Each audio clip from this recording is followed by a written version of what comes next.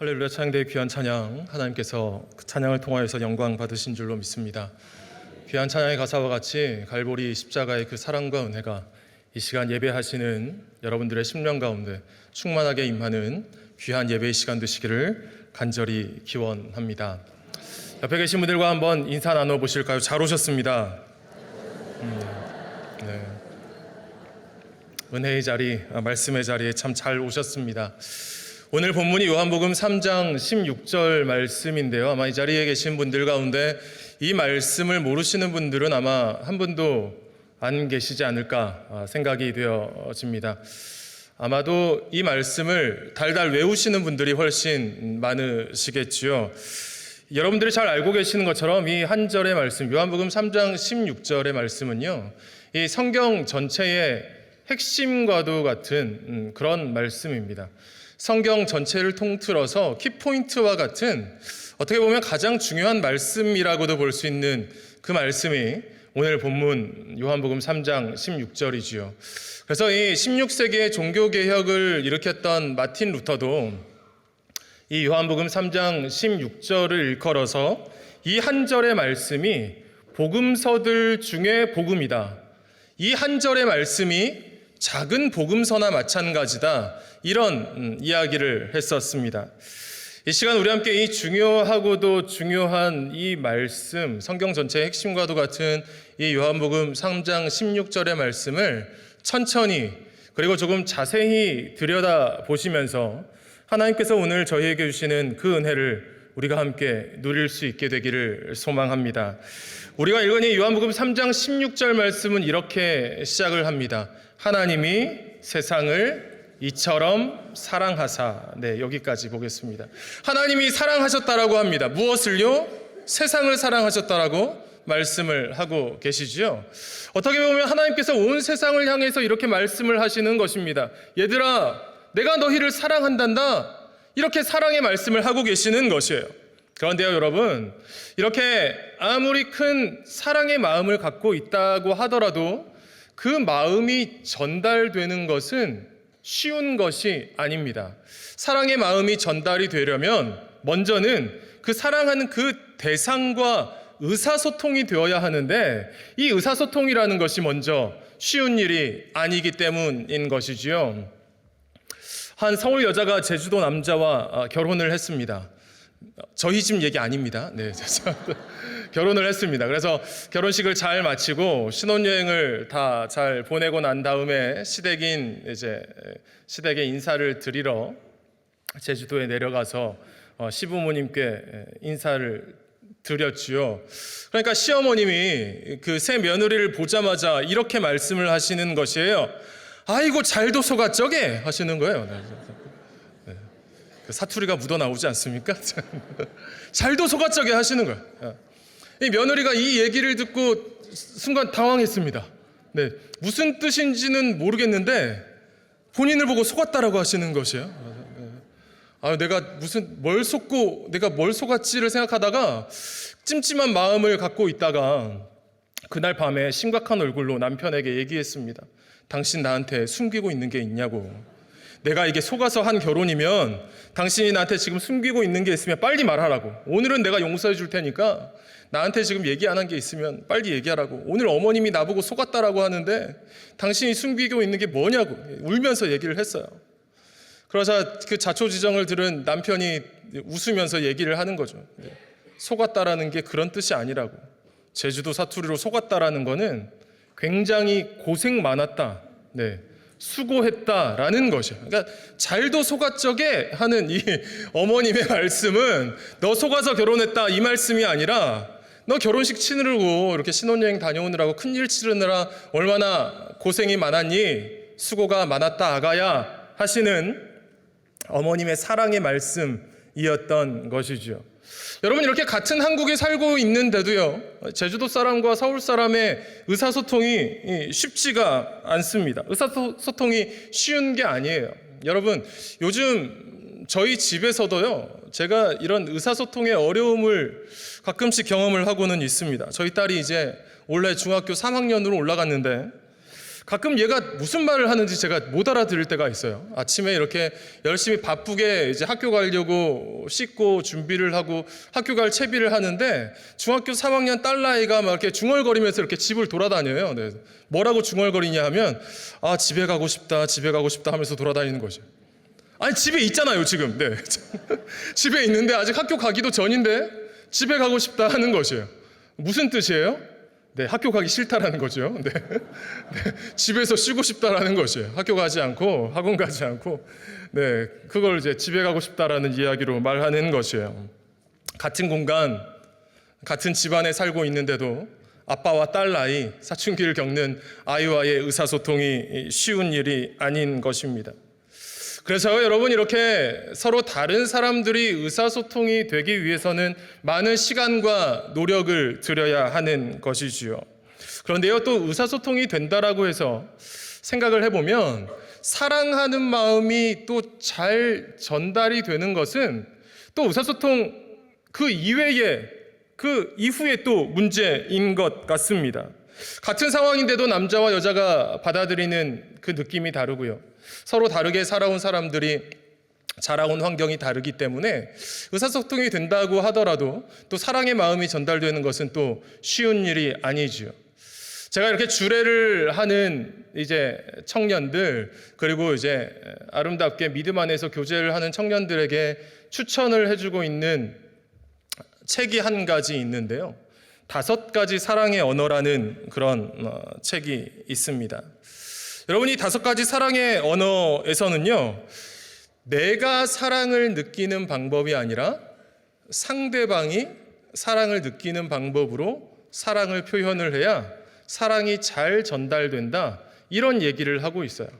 어떤 사람은 선물을 받을 때 사랑받는다라고 느끼는 것이에요. 그래서 그 사람은 상대방에게 자꾸 선물을 주면서 사랑을 표현을 하는데 상대방은 선물보다는 함께 있는 시간을 사랑의 언어로 갖고 있는 사람이라면 그 선물을 통해서 사랑을 느끼기가 쉽지 않다라는 것이에요.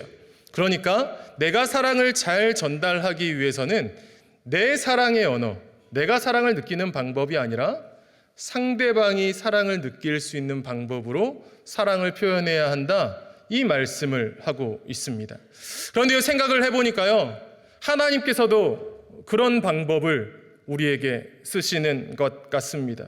하나님께서 세상을 사랑하신다 말씀을 하시는데 오랫동안 하나님과 사람 사이의 관계가 단절되어져 버렸기 때문에 인간이 지은 죄로 인하여서 하나님과 우리 사이에 단절되어져 버렸기 때문에 그 죄인된 우리 인간들은 하나님의 그 사랑의 말씀을 이해하지를 못하는 것이에요. 하나님의 사랑의 마음을 알아차리지를 못하는 것이지요.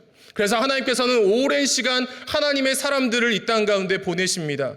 아브라함과 같은 하나님의 사람들을 보내어 주셔서 하나님의 뜻, 하나님의 말씀을 알려주기도 하시고, 모세 시대, 출애굽 시대에는 모세를 통하여서 십계명과 같은 언약의 말씀을 우리에게 주시면서 사랑의 마음을 계속해서 표현을 해 주시는 것입니다. 그런데 아무리 그렇게 하나님께서 사랑의 마음을 표현하셔도 죄로 인하여서 마음이 닫혀버린, 하나님과 사이가 단절되어져 버린 죄인된 우리는 하나님의 마음을 깨닫지 못하는 것이지요. 그래서 하나님께서 결국 하시게 된 방법이 무엇인가요? 우리가 알아들을 수 있는 방법으로, 우리가 깨달을 수 있는 방법으로 하나님이 사랑을 표현하시는 것이지요. 하나님의 아들 외아들 예수 그리스도께서 사람의 몸을 입고 이 땅 가운데 오신 것입니다. 죄가 갈라놓았던 하나님과 우리의 사이를 하나님께서는 단번에 그렇게 예수 그리스도를 통하여서 넘어버리신 것입니다. 하나님이 세상을 이처럼 사랑하사 독생자를 주셨으니, 우리 인간들이 알아들을 수 있는 방법으로, 죄인된 우리들이 그 하나님의 사랑을 이해할 수 있는 방법으로 하나님께서 우리에게 찾아오시는 것입니다. 이제 사람이 되신 하나님의 아들 예수 그리스도께서 이 땅에서 하나님의 사랑을 전하시는 것이죠. 몸과 마음이 아픈 이 땅의 많은 아픈 이들에게 그 병든 자들을 고쳐주시고 사람들을 괴롭히는 그 귀신들을 쫓아내 주십니다. 그리고 하나님의 나라에 대해서 말씀을 해주시지요. 그렇지만 그것이 끝이 아니었습니다. 양을 잡아서 제사 드리면서 죄를 씻어내는 그 이스라엘 땅에 내려오신 예수님께서는 자신이 직접 그 십자가에 매달려 죽으심으로, 자신의 목숨을 버리심으로 우리의 모든 죄값을 치르시고 우리를 구원하셨습니다. 성도 여러분, 우리에게 가장 소중한 것은 무엇인가요? 여러분 한 사람 한 사람에게 가장 소중한 것 무엇인가요? 그것을 아무런 대가 없이 여러분들이 사랑하는 누군가에게 그저 그것을 온전히 다 내어주실 수 있으신가요? 누군가 이렇게 저에게 물어본다면 저도 아니요라고 대답할 것 같습니다. 저도 자신이 없어요라고 대답할 것 같아요. 그런데요 여러분, 우리 아버지 하나님께서 그 일을 하시는 것입니다. 하나님께서 우리를 위하여서 자신이 가장 아끼시는 외아들 그 예수 그리스도의 생명을 우리에게 허락해 주십니다. 하나님께서 너를 사랑한다, 너를 사랑해 아무리 간절히 외치셔도 우리가 듣지 못하여서, 우리가 깨닫지 못하여서 하나님께서 내 마음 좀 알아달라고, 내가 너를 이렇게 사랑하노라고 자신이 가장 사랑하는 것을 우리를 위하여서 희생하신 것입니다. 성도 여러분, 이 하나님의 이 사랑의 사건, 예수님의 그 십자가 사건이 2025년 이 사순절을 살아가는 우리 마음, 우리들 모두의 심령 가운데 다시금 깊이 새겨지게 되기를 간절히 소망합니다.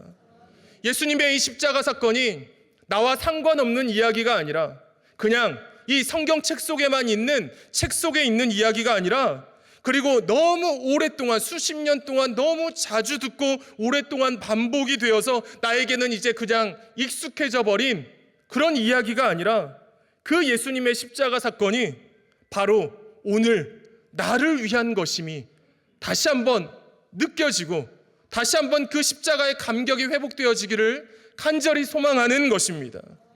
예수님이 고난당하신 이 사순절 기간을 보내며 문득 우리 마음 가운데 그런 감격이, 예수님의 십자가로 인한 감동이 회복되었으면 좋겠습니다. 여러분들이 주일 예배를 드리시는 그 예배의 자리에서, 오늘 같은 수요 기도회, 금요 기도회 자리에서 홀로 고요하게 하나님 앞에 엎드리시는 그 새벽 기도회의 자리에서, 그렇지, 예수님이 나를 위해 돌아가셨지, 내 모든 죄를 용서하여 주셨지, 내가 하나님 자녀 되게 하셨지 하는 이 놀라운 기쁨과 감격이 회복되어지는 놀라운 은혜가 넘쳐나시기를 간절히 소망합니다. 여러분, 이런 믿음이 생길 때 하나님이 주시는 선물이 있습니다. 하나님이 약속해 주신 놀라운 선물이 있죠. 우리 다시 한번 요한복음 3장 16절 말씀 우리 한 목소리로 함께 읽어보도록 하겠습니다. 하나님이 세상을 이처럼 사랑하사 이는 그를 믿는 자마다 멸망하지 않고 영생을 얻게 하려 하심이라. 아멘.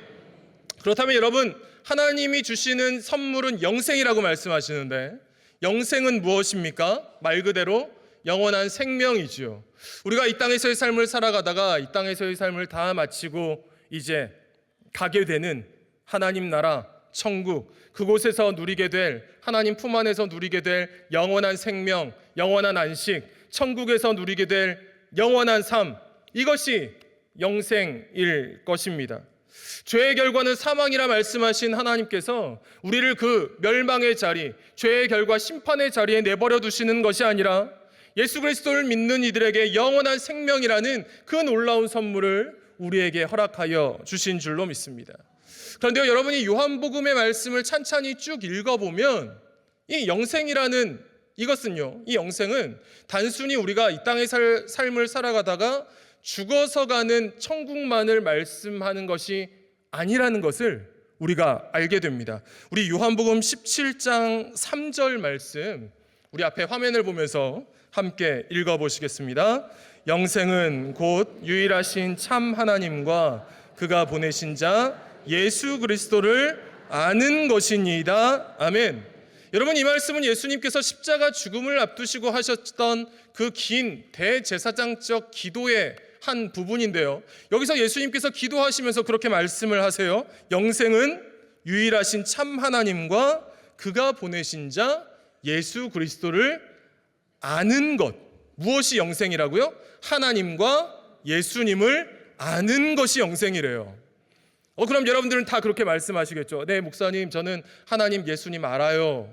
네, 말씀하시겠죠. 그런데 여러분, 이 아는 것은 단순히 우리가 머리로 지식적으로 아는 것이 아니라 부부가 함께 살 때에 평생 함께 살면서 체험적으로 알게 되는 삶, 친밀하게 함께 살아가면서 알게 되는 그러한 암, 다시 말하면 예수님과 함께 사귀면서 알게 되는 영적이고도 인격적인 교제를 뜻하는 게 여기서 말하는 아는 것이에요. 그래서 이 요한복음을 기록한 사도 요한은요, 요한 1서에서 이 말씀에 대해서 다시 한번 이렇게 언급을 하고 있습니다. 우리 요한 1서 1장 2절과 3절 말씀 함께 화면을 보면서 한 목소리를 읽어보도록 하겠습니다. 이 생명이 나타내신 바 된지라 우리가 보았고 증언하여 너희에게 전하노니 이는 아버지와 함께 계시다가 우리에게 나타내신 바 된 이시니라. 우리가 보고 들은 바를 너희에게도 전함은 너희로 우리와 사귐이 있게 하려 함이니 우리의 사귐은 아버지와 그의 아들 예수 그리스도와 더불어 누림이라. 아멘. 이렇게 예수님의 그 대제사장적 기도, 그리고 사도 요한의 이 기록에 의하면 영생은 단순히 우리가 죽어서 가는 천국만을 말하는 것이 아니라는 것을 알 수가 있죠. 오늘 이 땅을 살아가는 우리의 삶 속에서 하나님과 또 예수님과 함께 사귀면서 살아가는 삶, 그것이 죽어서만 가는 천국, 그 영생이 아니라 살면서 누리는 영생의 삶이다. 요한서신은 말씀해 주고 있습니다. 여러분, 그렇다면 예수님과 함께 사귀면서 살아가는 삶은 어떠한 삶일까요? 지난 주일에 우리 위 목사님께서 주일 예배 설교 때도 말씀하셨지만 하나님처럼, 하나님이 기뻐하시는 뜻, 하나님이 기뻐하시는 일, 그리고 예수님이 보여주셨던 그 삶처럼 우리도 사랑하며 살아가는 삶일 것입니다. 여러분, 오늘 우리가 매월 첫째 주에 북한동포 사랑기도회로, 오늘도 북한동포 사랑기도회로 우리가 함께 예배드리게 되지요. 제가 북한 선교부와 자유인 예배부를 섬기고 있습니다. 북한에서 내려오신 자유인 성도님들과 이제 매주일 함께 예배드리면서 제가 간절히 바라는 두 가지가 있습니다. 첫 번째는 제가 하나님의 말씀을 잘 전해서 북한에서 오신 새가족 같은 이 자유인 분들이 어떻게든 이 영락교회 자유인 예배에서 하나님을 믿게 되었으면 좋겠다, 복음의 말씀을 잘 전해야 되겠다, 하나님의 자녀 되게 해야 되겠다 하는 것이 첫 번째 목적이고요, 바라는 점이고요. 두 번째는 이 자유인 예배에 나오신 이 탈북하신 자유인 분들이 이 영락교회 자유인 예배부에서 세상과 다른 좀 행복하고 따뜻한 공동체를 여기에서 좀 경험하고 누렸으면 좋겠다 하는 마음이 있습니다. 여러분이 자유인분들이 남한에 하나님의 은혜로 또 이렇게 탈북하고 내려오시게는 됐는데, 이분들의 삶을 보고 또 이분들의 이야기를 들어보면 남한 땅에서 정착하면서 살아가는 것이 그렇게 쉬운 일은 아닙니다. 이분들은 이제 평생을 북한 땅에서 살지 않았습니까? 북한 땅에서는요, 보통 이제 노동당이 지시하는 대로만 움직이면 돼요. 자유가 없고 내 마음대로 살 수 있는 그런 것들이 제한되어져 있지만, 어떻게 보면 시키는 대로 살아가는 것에 익숙해져 있는 것이에요. 그런데 상대적으로 인간관계는, 다른 사람들과의 관계는 그렇게 어려운 것들이 많이 없었다라고 합니다. 모두 다 같이 똑같은 일들을 하니까요. 모두 다 똑같은 일들에 동원이 되니까 사람 관계에서는 그렇게 힘든 게 없었다라는 그런 말씀들을 많이 하세요. 그렇게 살아오신 분들이 남한 땅에 내려오니까 어때요? 이제는 모든 일들을, 자기와 연관된 모든 일들을 자기가 결정해야 하는 것이에요. 사회가 북한과는 비교도 할 수 없을 만큼 복잡하죠. 인간관계도 얼마나 복잡한지 몰라요. 그러니까 이 복잡한 인간관계들 속에서 많이 힘들어하는 것이에요. 남한 사회를 잘 모르니까요. 모르는 사람들에게 사기를 당하기도 하고요, 어려운 일을 당하기도 하고, 또 이 남한 땅에서 친구들을 만들기가 쉽지 않습니다. 그리고 또 이분들의 삶을 지켜보면 어디를 가도 좀 편안한 곳이 없는 것 같습니다. 가족들이 많이 북한에 남아있고 이산가족으로 헤어져 지금 살아가고 있기 때문에 가정에 있어도 가정이 평안하지가 않은 것이에요. 집에 있어도 외로움을 늘 경험하는 거죠. 네, 우리는 명절 때가 되면 친척을 만나고 고향을 돌아가고 하는데 이 자유인분들은 돌아갈 고향이 없으니 고향에 돌아가질 못하니 명절 때가 가장 외로운 시간이라는 것이에요. 학교를 들어가기는 하는데 평생을 열심히 공부한 남한의 학생들과 경쟁 자체가 되지가 않습니다. 졸업을 하고 결혼, 취업, 뭐 하나 쉬운 일이 없는 것이지요. 그러니까 이 대한민국 땅에 내려온 자유인분들을 잘 보듬어주고 이 대한민국 땅에 잘 정착하게 되고 하나님의 사람으로 잘 세워가게끔 하는 그 중요한 역할을 하는 곳이 그 대안이 교회 공동체밖에 없는 것입니다. 교회만이 이들의 삶에, 이 자유인분들의 삶에 유일한 대안인 것이에요. 그래서요, 여러분, 저와 우리 자유인 예배부 선생님들이 정말로 열심히 섬기십니다. 아무런 보상도 대가도 없는데도 정말로 열심히 섬기시죠. 시간과 정성과 물질을 들여서 정말로 사랑으로 섬기시고 그들을 돌보십니다. 여러분, 오늘 끝나고도 거의 대부분 평생대학 가시죠? 평생대학에서도 선생님들 만나시죠? 선생님들 아무런 보상도 대가도 없이 여러분들을 위해서 사랑으로 섬기시는 줄로 믿습니다. 평생대학 목사님 선생님들께 잘 해주시기 바랍니다. 아멘이 안 나오셔서. 여러분, 이렇게 열심히 섬기다 보니까요, 이렇게 1년, 제가 맡은 지 1년 좀 넘었는데 요즘 조금씩 그 결실이 보이는 것 같습니다. 영락교회 자유인 예배가 좋다라는 소문이 자유인분들에게 나서 매주일 새가족들이 조금씩 오고 계세요. 그래서 지난주에 헤어려 보니까 지금 새가족 교육을 받고 계시는 분이 10분이 넘게 계시더라고요. 그리고 지난 주일에는요, 자유인분이 떡을 내셨어요. 떡을 내셨는데 보통 내시는 것처럼 한 사람에 하나씩 나눠준 게 아니라 또 북한 분들이 손이 크셔가지고 한 사람에게 한 상자씩을 나눠주신 거예요. 우리 선생님이 떡 내시는 것들은 많았거든요. 다른 우리 남한 성도님들이 내셨던 분들은 많았는데 또 자유인분들이 자녀 결혼에 감사하면서 떡을 내셨던 분들은 많았는데 아무런 이유도 없이 그냥 한번 섬기고 싶었다고 어마어마한 떡을 나눠주셔가지고 지난주에 아주 떡잔치를 했습니다. 여러분, 그것을 보면서요, 제가 한 가지를 생각하게 되었어요. 이게 거룩한 순환이구나. 좋은 일들이 일어나는 것이구나. 하나님으로부터 먼저 큰 사랑을 받은 우리들이 하나님의 그 사랑을 가지고 먼저 아낌없이 섬겨주고 사랑을 베풀고 그 사랑을 표현하고 사랑을 나누니까 이제 그 사랑을 경험한 이들이 하나님의 사랑이 이렇게 값진 것이구나, 이렇게 놀라운 것이구나, 이 교회 공동체는 세상 사람들과 세상에 있는 조직들과 세상에 있는 모임들과 다른 것이구나, 이것을 경험한 자유인 분들이 그들이 마음을 열고 이제 그들도 섬김의 자리로 나아오게 된다라는 것입니다. 여러분, 아까 우리가 보았던 요한일서 1장 3절 말씀입니다. 우리가 보고 들은 바를 너희에게도 전함은 너희로 우리와 사귐이 있게 하려 함이니 우리의 사귐은 아버지와 그의 아들 예수 그리스도와 더불어 누림이라. 아멘. 여러분, 이 말씀이 우리 삶의 자리에 이루어지기를 간절히 바라고 소망합니다. 하나님께서 우리에게 먼저 말씀하신 너를 사랑해, 이 한마디가 먼저 우리의 가슴에 깊이 새겨져서 우리의 입술과 우리의 말과 행동을 통하여서 다른 누군가에게 하나님의 놀라우신 사랑으로 흘러가게 되기를 간절히 바라고 소망하는 것입니다. 그래서 우리가 살아가는 가정이, 우리가 일하는 직장과 일터가, 우리 자녀들이 살아가고 있는 그 삶의 자리 위에 하나님의 사랑이 충만하게 흘러가게 되는 놀랍고 귀한 은혜가 넘쳐나게 되기를 간절히 바라고 소망합니다. 그렇게 이 땅 가운데 살아가게 되는, 이 땅에서 누리는 영생의 삶을 함께 살아가는 그런 우리들 모두가 되기를 간절히 소망하는 것입니다.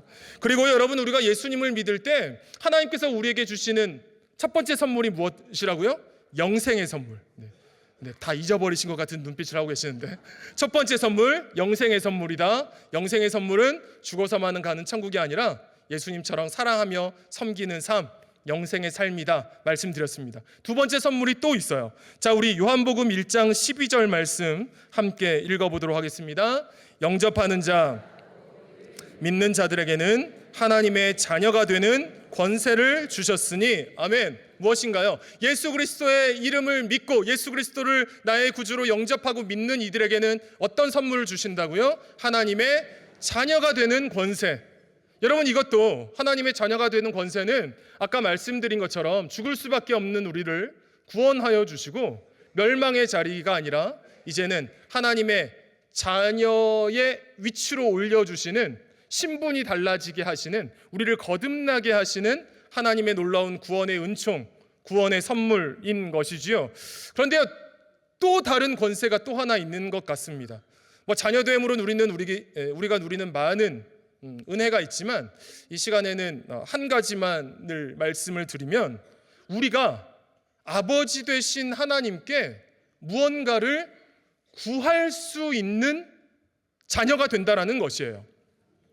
예전에 제가 다른 교회를 섬길 때의 일입니다. 지금 영락교회가 아니에요. 네.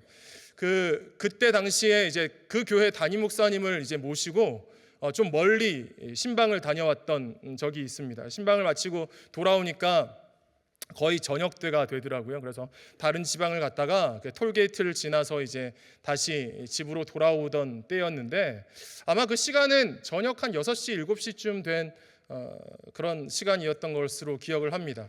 톨게이트를 막 지나는데 옆에 앉으신 담임 목사님께, 우리 교회가 아니에요. 네, 옆에 앉으신 담임 목사님께 전화가 오는 거죠. 전화가 오는 겁니다. 뭐 들으려고 해서 들은 게 아니라 옆에 제가 운전석에 있고 조수석에 앉아 계시니까 다 들리지 않습니까? 그래서 아마 집에서 온 전화 같았어요. 목사님 자녀분들이, 목사님 따님이 온 전화 같았습니다. 이렇게 들으려고 한 게 아니라 들리니까. 네. 그 목사님 따님이 뭔가 좀 부탁을 하는 것 같더라고요. 아빠 어디에요? 지금 톨게이트 지나고 있어. 아빠 지금 집에 물이 떨어졌어요. 들어오는 길에 집 앞에서 물 좀 사다 주세요. 내일 그리고 편의점 가셔서 그 물 사오시는 김에 저 지금 뭐가 문구가 좀 떨어졌는데 그거 하나만 좀 사다 주세요. 그래. 내가 들어가는 길에 집 앞에서 사서 들어갈게. 좀 이따 보자. 예, 아버지와 딸이 나눌 수 있는 굉장히 평범한 대화지 않습니까? 네. 그렇게 평범한 대화를 하고 이제 담임 목사님 전화를 끊으셨어요. 그런데 그 평범한 대화를 듣다가 제게 큰 깨달음이 있었습니다.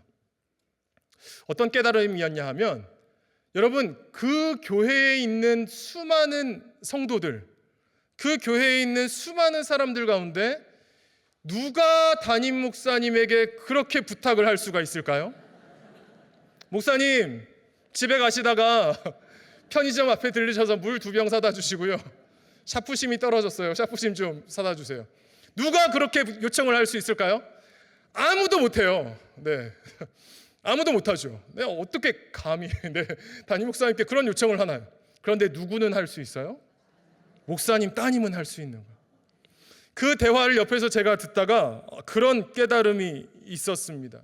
영접하는 자, 예수 그리스도의 이름을 믿는 자들에게 하나님의 자녀가 되는 권세를 주셨는데, 여러 가지 자녀가 누릴 수 있는 많은 권세들이 있지만 그 중에 한 가지는 그 전능하신 하나님, 영원하신 하나님, 능치 못하심이 없으신 그 하나님이 우리의 아버지가 되셔서 우리가 그 아버지 되시는 하나님께 무언가를 요청할 수 있다라는 것이에요. 간구할 수 있다라는 것입니다. 우리가 무언가 하나님께 간절히 기도할 수 있다라는 것이에요. 여러분, 우리가 이렇게 아버지 되신 하나님께 기도하고 간구할 수 있다라는 건 하나님께서 우리에게 주신 놀라운 은혜인 줄로 믿습니다. 자녀들에게 주시는 놀라운 권리인 줄로 믿어요. 늘 우리가 원하시는 대로 응답을 주시는 것은 아니지만 하나님 보시기에 가장 좋으신 방법으로, 가장 선하신 방법으로 그 기도에 응답해 주시는 것, 자녀가 누리는 특권인 줄로 믿습니다. 성도 여러분, 이제 말씀을 정리하려고 합니다. 하나님께서 우리에게 사랑한다 말씀하고 계세요. 너를 사랑해. 하나님께서 이 사랑의 말씀을 전하시기 위하여서 하나님의 아들 예수 그리스도, 가장 고귀하신 그 생명을 우리를 위해서 희생하셨음을 기억하는 우리들 모두가 될 수 있기를 간절히 소망합니다. 2025년 이 사순절 기간 예수님의 갈보리 그 십자가 사건이 다시 한번 우리에게 큰 감격으로 전해지고 큰 감동으로 느껴지게 되는 놀랍고 귀한 은혜가 있기를 이 시간 간절히 소망합니다. 여러분, 이 사건이, 이 십자가 사건이 나를 위한 사건으로 이제 믿어지게 되면 그 사랑을 경험한 자로서 우리의 삶이 이제 변화가 되는 것이에요. 우리의 삶이 달라지게 되는 것이에요. 아무런 보상이 없는데도, 아무런 대가가 없는데도 하나님께서 베푸신 그 사랑을 자꾸 나도 베풀고 싶어하는 섬김의 자리로 나아가게 되는 것입니다. 그렇게 사랑을 베푸는 삶, 이 땅에서 예수님처럼 사랑하고 섬기며 이 땅에서 살아있는 동안 누리는 영생의 삶을 누리는 우리들 모두가 될 수 있기를 간절히 소망합니다. 그리고 마지막 한 가지, 그렇게 우리가 하나님의 자녀가 될 때 우리는 하나님께 간절히 기도할 수가 있는 것이에요. 우리 삶에 있는 어려움들, 우리 삶에 있는 문제들 가지고 하나님의 은혜를 구하며 간절히 기도하며 엎드리는 이 사순절 될 수 있기를 간절히 바라고 소망합니다. 80주년을 기념하면서 우리가 나의 기도 책자 다 사시지 않았습니까? 이 한 해 우리가 기도하며 영적으로 일어서는 영락교회, 영락성도들 다 될 수 있기를 간절히 바라고 소망합니다. 그때에 내 힘과 능력으로 이 세상을 살아가는 것이 아니라 우리의 기도를 들으시고 기도에 응답해 주신 하나님의 놀라우신 은혜가 우리의 삶에 충만하게 임하실 줄로 믿습니다. 내가 내 삶을 인도해 가는 것이 아니라 하나님의 거룩하신 인도하심이 우리의 삶을 인도해 가실 줄로 믿습니다. 우리의 삶에 있는 여러 가지 문제들 하나님의 선하신 은혜 안에서, 선하신 뜻 안에서 풀려지게 되고 해결되게 될 줄로 믿습니다. 전능하신 아버지 하나님이 내 아버지 되어주신다라는 그 든든함, 그 가슴 뿌듯함, 그 하나님을 붙잡고 의지하며 그 하나님을 소망으로 삼고 살아가는 우리 영락의 모든 성도님들 다 되시기를 주님의 이름으로 간절히 기도드립니다. 기도하시겠습니다. 아버지 하나님, 하나님께서 우리에게 하시는 너를 사랑해, 이 한마디가 우리 가슴에 깊이 새겨지기를 간절히 소망합니다. 하나님의 다함 없으신 그 사랑을 받은 자로서 저희도 그 사랑을 전하며 살아가게 하여 주시옵소서. 그때 저희가 살아가는 삶의 자리가 영생을 누리는 자리, 하나님과 예수님과 함께 사귀며 살아가는 사랑의 공동체가 되게 하여 주시고 이 한 해 늘 하나님께 무릎 꿇고 간구하는 그 기도의 특권을 누리는 하나님의 자녀된 저희들 모두가 다 되게 하여 주시옵소서. 우리 구주 예수 그리스도의 이름으로 기도드리옵나이다. 아멘.